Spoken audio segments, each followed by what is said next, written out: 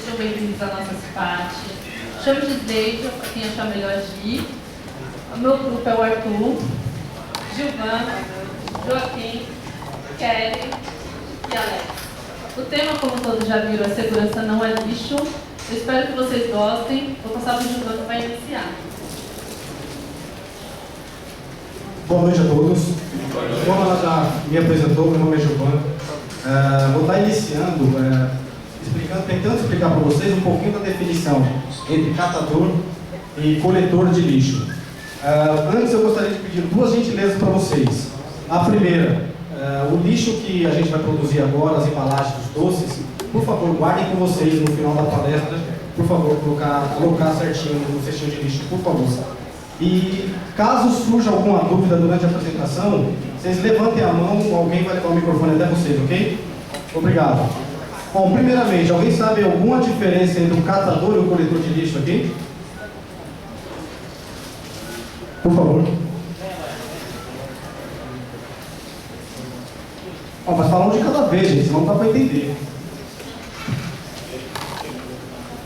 Aquele que cata e recolhe lixo. E o coletor? O coletor é aquele que passa pegando lixo o lixo normal. Exatamente isso. Pessoal, a diferença entre o catador e o coletor é exatamente o que ela falou. O coletor é aquele profissional que passa em frente à nossa residência 2 ou 3 vezes por semana, pegando aquelas sacolinhas que a gente normalmente, as sacolinhas do supermercado, né, se a gente coloca o lixo de qualquer jeito, na porta de casa ou em frente ao poste no meio da rua. Quem aqui não faz isso? Esse profissional, o grande diferencial dele é que ele trabalha em regime de CLT. Ele possui todo o amparo legal do órgão público pelo qual ele está registrado, normalmente a prefeitura. Como disse a nossa colega ali sentada no banco, o coletor é aquele que retira as embalagens com resíduos sólidos misturados, o lixo comum. E como eu acabei de dizer para vocês, ele possui todo um amparo legal, registro de carteira, previdência social, sindicato próprio, possui as licenças de maternidade, licença paternidade e possui jornada de trabalho diária definida, de 8 horas ou 44 horas semanais, como qualquer trabalhador comum em regime CLT. Também possui benefícios, são as férias, 13º, vale-refeição, como todos nós com registro de carteira, né? E além de tudo, ele executa a sua atividade de coleta de lixo paramentado. Um ou outro EPI ele vai estar utilizando. Algumas vezes não utiliza, ou porque não tem, ou porque não é ajustado adequadamente ao seu corpo. Já o catador é aquele profissional que retira do meio ambiente aquilo que a gente descarta. A Deus dará no parque, na pracinha, até em via pública normal. Aquele lixo que vai para o bueiro e durante uma chuva forte como a de hoje pode acarretar enchente e a gente perder toda a nossa matéria dentro de casa. Ele não possui amparo legal, nem mesmo do INSS, a não ser do SUS, caso aconteça algum acidente, alguma coisa, para onde que a gente leva? Para o primeiro hospital público que a gente visualiza, o mais próximo do local. Ele não possui nenhum tipo de benefício, a jornada diária dele vai variar com aquilo que ele vai coletar. Se durante as 24 horas do dia houver local onde ele possa coletar alguma coisa que vai acarretar algum capital para ele, ele vai continuar trabalhando extenuamente e continuamente. E ele não possui nenhum tipo de proteção. Não mesmo, eles não têm nenhum tipo, como eu falei, por não ter nenhum tipo de amparo de ninguém, eles também não possuem uma renda que possa adquirir algum tipo de equipamento para proteção. E qualquer atividade no Brasil, gente, existe um Código Brasileiro de Ocupação. Nós que temos registro de carteira, possuímos um código. Com eles não pode ser diferente.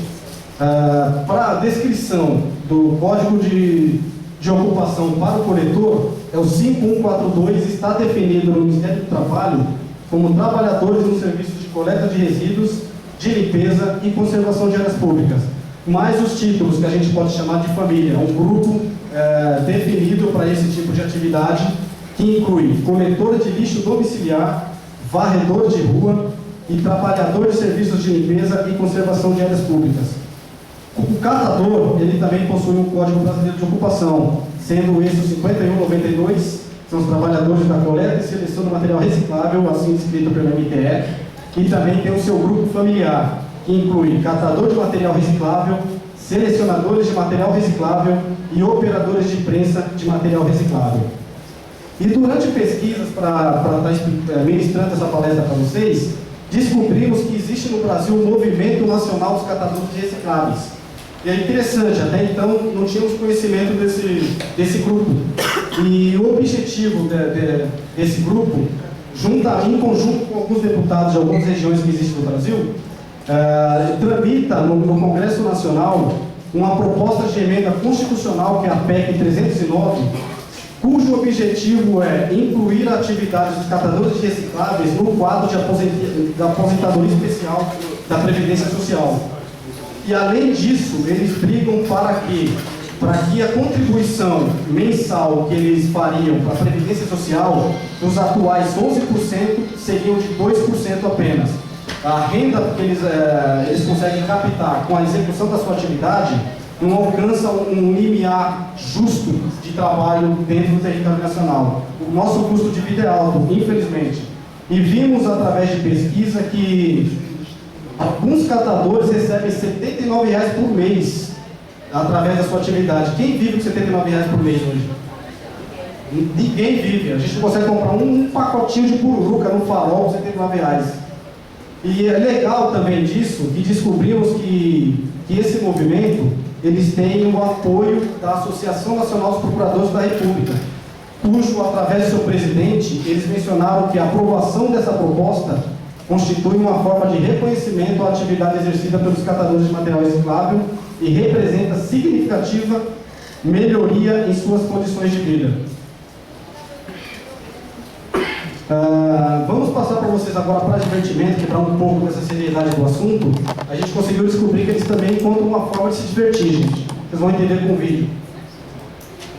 Ah, leque, leque, leque, leque, leque, leque, leque, leque, leque, leque, ah, leque, leque, leque, leque, leque, leque, leque, leque, leque, leque,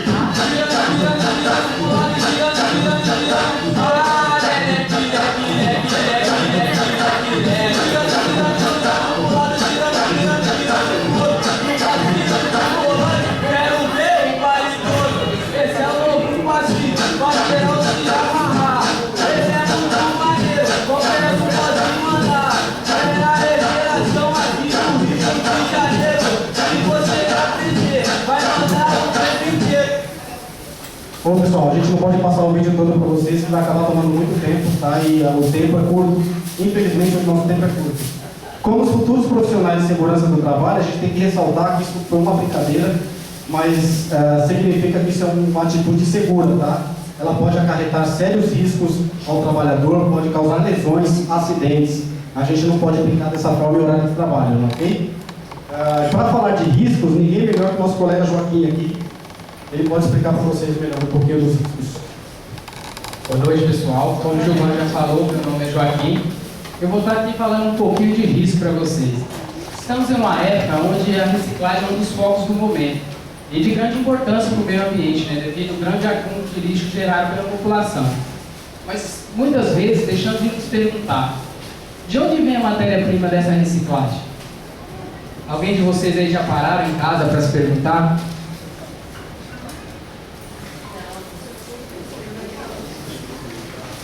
Existem riscos nessa reciclagem? Quais são os responsáveis na preparação dessa matéria-prima? Como é feito o processo de separação da matéria-prima? Existem riscos? Existem sim, gente, e muito. Eu vou estar aqui apresentando um pouquinho deles para vocês e mostrar a verdadeira realidade desses responsáveis por essa matéria-prima, as condições de trabalho e de segurança desses profissionais. São eles, os coletores de resíduos domiciliar e os catadores, sejam eles autônomos ou por cooperativas. A grande diferença, como podemos notar nas imagens, o coletor, ele recebe o equipamento de proteção individual. Já o catador não, ele está exposto em contato direto com esses riscos, como podemos notar. E sem nenhuma orientação, eles não sabem o que eles podem encontrar no lixo. Eu vou estar citando alguns riscos que esses trabalhadores estão expostos. Podemos dizer que esses trabalhadores, no caso dos catadores, são um dos poucos que estão expostos a todos os riscos possíveis em suas funções. riscos químicos, biológicos, físicos, ergonômicos, acidentes. Vou estar citando alguns para você. Agentes biológicos, como vírus, parasitas, bactérias, mosquitos, causadores de doenças, ratos, que no caso pode estar transmitindo a leptospirose, que é uma doença que vem de uma bactéria da urina do rato, seringas contaminadas de hospitais, clínicas, secreções, sangue, lixo, roupas contaminadas que vários hospitais deixam, como a gente vê em reportagens por aí, de qualquer maneira nas ruas. Ergonômicos, devido à sobrecarga de trabalho, o peso, o arremesso dos sacos de lixo no caminhão de coleta, a posição que eles ficam pegando esse material pode causar lesões crônicas, doenças como alergia, dor. Agentes físicos, ruído, pelo compactador do caminhão, faz um barulho tremendo, ele pode estar tendo uma perda auditiva, exposição ao frio, ao calor, umidade, dependendo da estação do ano, eles trabalham no sol, chuva, não existe dia nem hora para eles. Além de vibrações também, desconforto que eles andam no caminhão, na traseira do caminhão, é totalmente desconfortável, subindo e descendo toda hora. Outro descaso muito grande que muitas empresas também descartam incorretamente agentes químicos, vasilhames de tintas, solventes, em casa. Quantos de nós não jogamos um resto de um produto de limpeza, um aerossol, cosméticos, remédios que já estão vencidos corretamente no lixo? Esses catadores lá na frente vão estar expostos a esses riscos e na maioria das vezes sem nenhum tipo de proteção. O mais crítico, o maior alto índice de acidentes são os mecânicos ou acidentes, como atropelamento, quedas, esmagamentos. A gente teve acesso a uma reportagem que um trabalhador perdeu um dos membros tentando retirar uma latinha de dentro do compactador do caminhão. Só que já estava acionado, não deu mais tempo de parar. Ele perdeu um membro por conta de uma latinha. A gente percebe o desespero desses trabalhadores em busca de alguns tostões. Como seringas também são descartadas no meio do lixo incorretamente, pode estar provocando acidentes, infecções, muitos desses acidentes. E por último, que vem sendo estudado pela Fundacentro, são os lixos eletrônicos, porque na maioria das vezes, com o crescimento tecnológico, um celular velho você deixa em qualquer lugar, uma bateria, um televisor, você quer trocar por um televisor novo, você descarta uma geladeira. Esses lixos estão cobertos de metais pesados, como chumbo, cobre, zinco, e na maioria das vezes, do ponto de vista dos toxicologistas, esses metais podem ser em grandes concentrações, podem causar efeitos nocivos à saúde. Podem, já até citei com aspas ali, podem, não quer dizer que vão causar, mas em grandes concentrações podem sim ser nocivos ao trabalhador. E se não bastasse todos esses riscos, esses trabalhadores também sofrem com os riscos sociais, ou seja, o preconceito, o odor exalado pelo lixo, o descaso das autoridades não dão muita importância para a profissão. Na maioria das vezes, é muita discriminação. E já que encontramos todos esses riscos, a gente, na profissão de técnico de segurança do trabalho, deve tomar medidas. Eu vou estar chamando a Kelly aqui, que vai estar falando um pouquinho para vocês da proteção desses trabalhadores.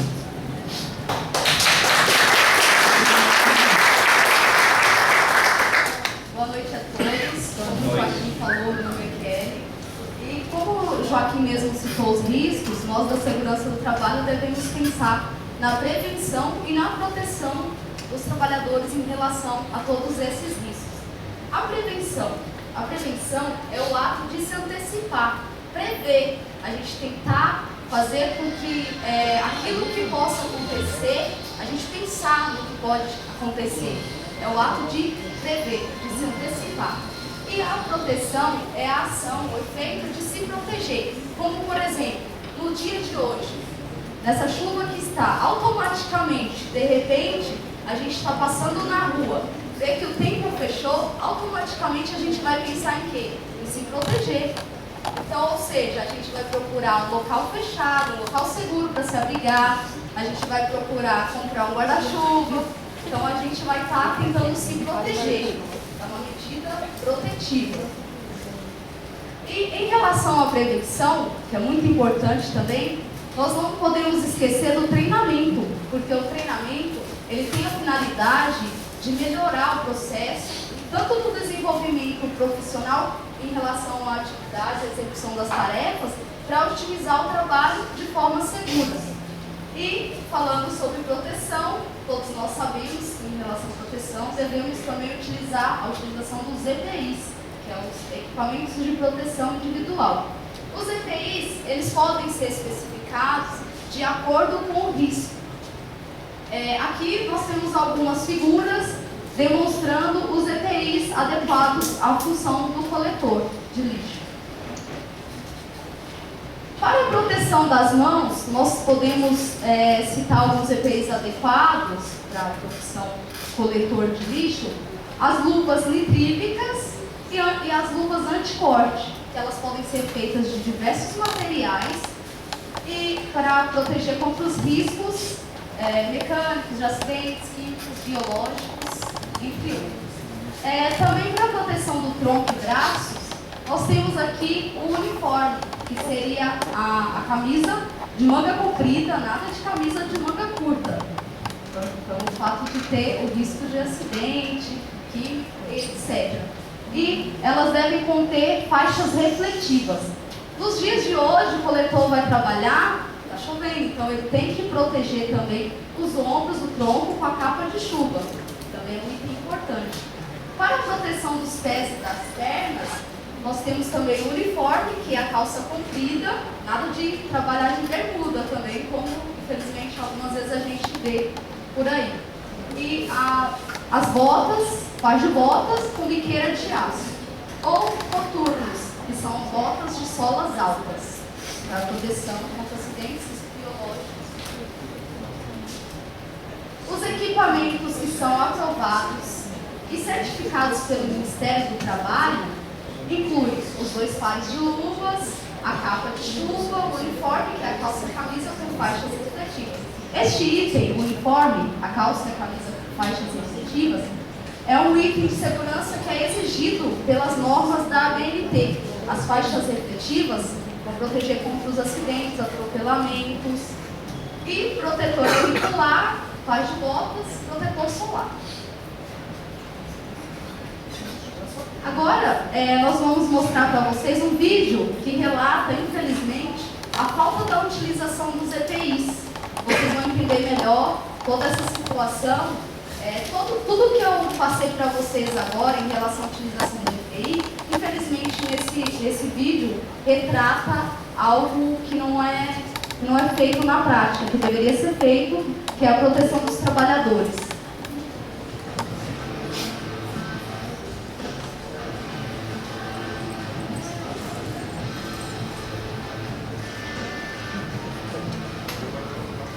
A cidade de São Paulo pode ser considerada a capital do lixo na América Latina.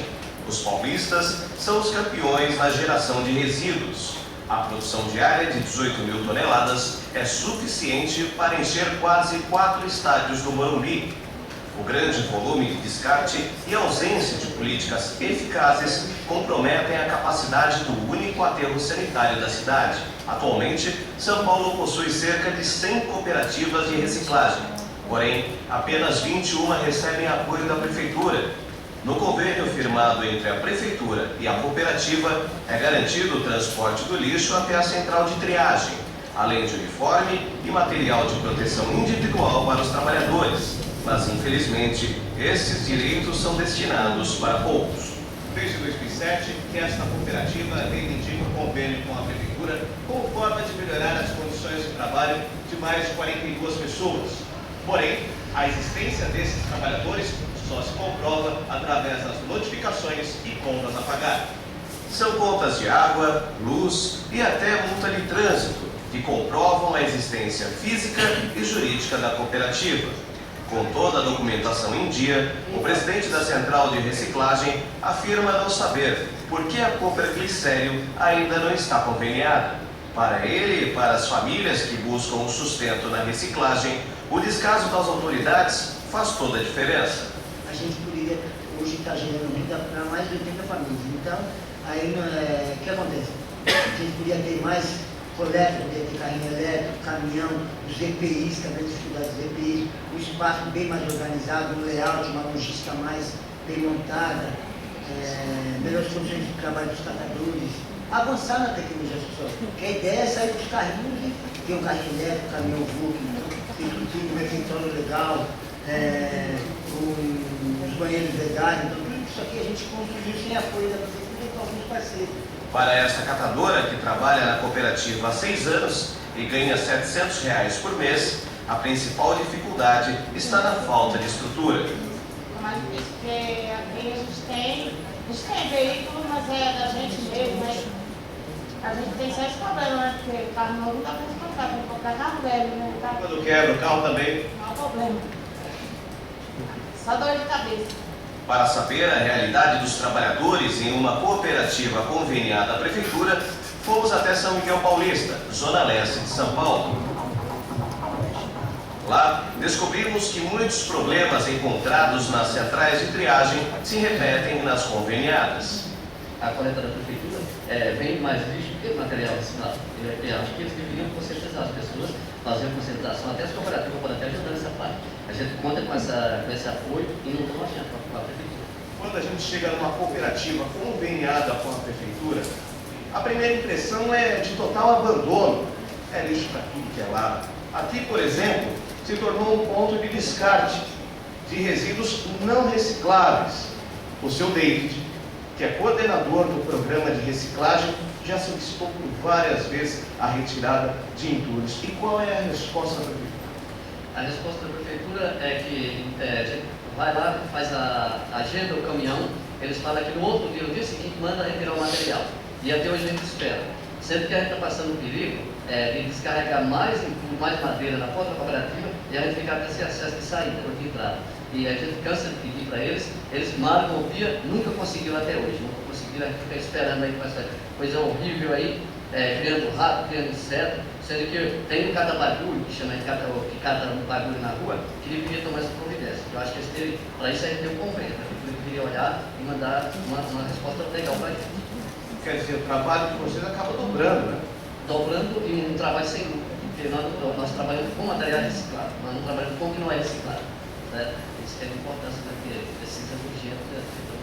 Percebe que alguns moradores até tentam queimar os resíduos, o que é muito perigoso para vocês que trabalham com isso. Sim, esse é um dos perigos que a gente passa muito aqui. Porque o pessoal vê essas madeiras aqui, qualquer vez toca fogo e incendiar a cooperativa. O que a gente faz? A gente vai até a pessoa, pede, mas quando a gente discute um pouco, é o que está acontecendo ali, ó, ele queimando já, eu tenho que ir lá conversar com ele, jogar naquele fogo e apagar. Tudo isso a gente passa por esse perigo, melhor do que perder até o nosso cooperação. Além da falta de uniformes e equipamentos de proteção, o coordenador da cooperativa reclama da coleta seletiva realizada pela prefeitura. Tudo misturado, tem até, a gente encontra até as seringas hospitalar, encontra a R7, morro. Em nota, a Secretaria Municipal de Serviços da Prefeitura de São Paulo culpou a população por não realizar separação do lixo de maneira adequada e solicitou à concessionária que faz a coleta no local que realize panfletagem para conscientização. Sobre a falta de uniformes e equipamentos de proteção, afirmou que na última licitação para a compra, a cooperativa em questão ainda não era conveniada à Prefeitura. A cooperativa Nova Esperança, localizada no Jardim Pantanal, zona leste de São Paulo, é conveniada desde 2006. Recebe todos os dias toneladas de lixo, recicláveis ou não, coletados por 25 cidadãos que aguardam condições dignas de trabalho. As 20 cooperativas de triagem cadastradas pela Prefeitura reciclam apenas 1% de toda a produção diária de lixo em São Paulo. Número insuficiente para atender uma demanda que não para de crescer.